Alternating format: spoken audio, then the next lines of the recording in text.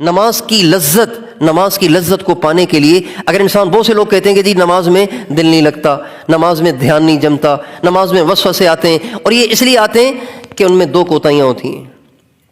دو کوتاہیاں اگر انسان دور کر لے تو اللہ تعالیٰ اس کو سجدے کا سرور عطا کر دے گا، اس کو نماز کی لذت دے دے گا، نماز کی حلاوت دے دے گا۔ جب وہ نماز میں کھڑا ہوگا اس کو محسوس ہوگا کہ میرا اللہ میرے سامنے ہے، اس کو ایسی لذت محسوس ہوگی کہ سلام پھیرنے کو جی نہیں کرے گا۔ دو کام اگر کر لے، ایک کام کہ اپنی نگاہوں کو ہمیشہ جھکائے رکھے، کبھی اپنی نگاہوں سے حرام نہ دیکھے، فضول بھی نہ دیکھے۔ جو فضول دیکھے گا، جو فضول دیکھنے کا عادی ہوگا، وہ کبھی حرام بھی دیکھ لے گا۔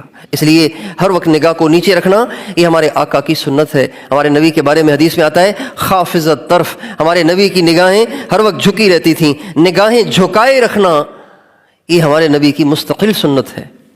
تو ایک تو نگاہ کو جھکائے رکھنا ایک کام، دوسرا کام یہ کہ اپنی نماز کا وقت مقرر کرنا۔ جو مقرر وقت پر اپنے کام ادھورے چھوڑ کر نماز کی طرف آئے گا، اس کو نماز کی اللہ تعالیٰ حقیقت عطا فرمائیں گے۔ یہ نماز کے لیے قربانی بنے گی۔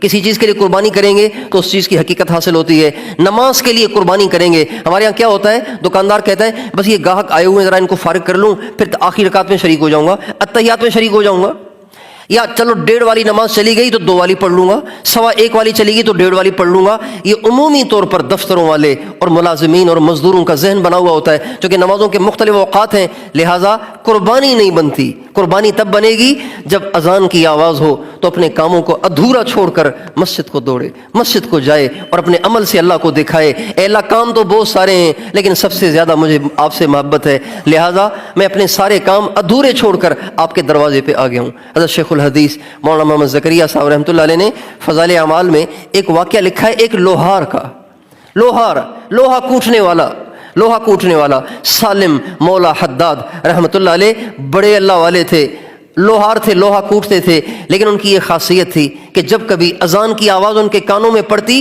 تو اٹھایا ہوا ہتھوڑا لوہے پہ نہیں مارتے تھے، ایک طرف رکھ کر کھڑے ہو جاتے تھے اور وجد میں آ کے کہتے تھے اذا ما دعا داعیکم قمت مسرعا مجیبا لمولا جل لیس له مثل، اے اللہ جب تیرا پکارنے والا مجھے پکارتا ہے میں بے قرار ہو کر تیرے دروازے کی طرف دوڑتا ہوں، آپ کے بلاوے پہ آنے کی کوشش کرتا ہوں۔ تو میرے دوستو، نماز پڑھنا، لیکن نماز کو قربانی کے ساتھ پڑھنا، نگاہوں کی حفاظت کے ساتھ پڑھنا، نگاہوں کی حفاظت کر کر اور قربانی کے ساتھ اہتمام کے ساتھ جو نماز پڑھے گا اس کو وہ نماز کی حلاوت حاصل ہوگی کہ اس کا سلام پھیرنے کو دل نہیں کرے گا۔